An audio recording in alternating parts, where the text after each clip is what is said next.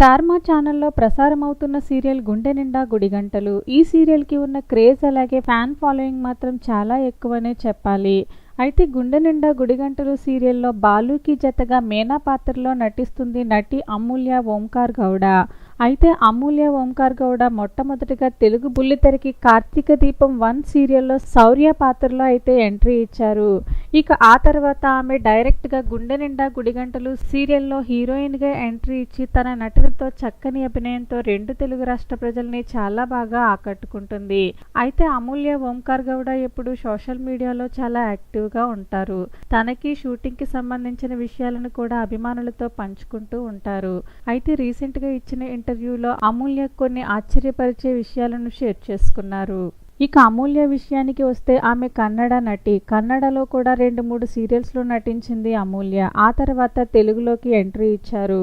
అయితే నాకు రొమాంటిక్ సీన్స్లో నటించడం అంటే చాలా చిరాకని, చాలా ఇబ్బంది పడుతూ నటిస్తాను అని, నార్మల్ సీన్స్ అప్పుడు దూరంగా ఉండే సీరియల్ యూనిట్ కూడా ఈ సీన్స్ అనేసరికి అందరూ ఒక చోట చేరి చాలా ఇంట్రెస్ట్గా చూడడానికి వచ్చేస్తారని ఆమె చెప్పుకొచ్చింది. ఇక దాంతో ఆ సీన్స్లో నటించడం మరీ ఇబ్బందికరంగా ఉంటుంది అంటూ ఆమె చెప్పారు.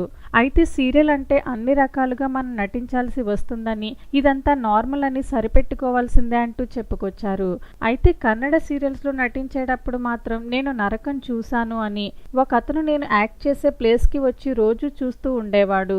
అలా చేసిన తను నేను ఉండే ప్లేస్ కనుక్కొని మరి అదే ప్లేస్లో వీళ్ళు రెంట్కి తీసుకొని నన్ను పెళ్లి చేసుకో ప్లీజ్ అని చాలా ఇబ్బంది పెట్టేవాడు.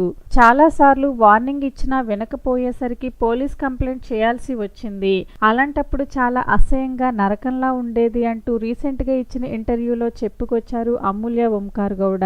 అయితే కన్నడలో నటిస్తున్న సీరియల్స్ అయితే ఆమె ముగిశాయి. ప్రస్తుతం ఆమె గుండె నిండా గుడిగంటలు సీరియల్లో నటిస్తూ చాలా బిజీగా అయితే ఉన్నారు. మరి గుండె నిండా గుడిగంటలు సీరియల్లో మీనాగా ఆకట్టుకుంటున్న అమూల్య ఓంకార్ గౌడ నటనపై మీ అభిప్రాయాలను కామెంట్ చేయండి. వీడియో నచ్చినట్లయితే లైక్ చేయండి. ఛానల్ని సబ్స్క్రైబ్ చేసుకోవడం మర్చిపోకండి.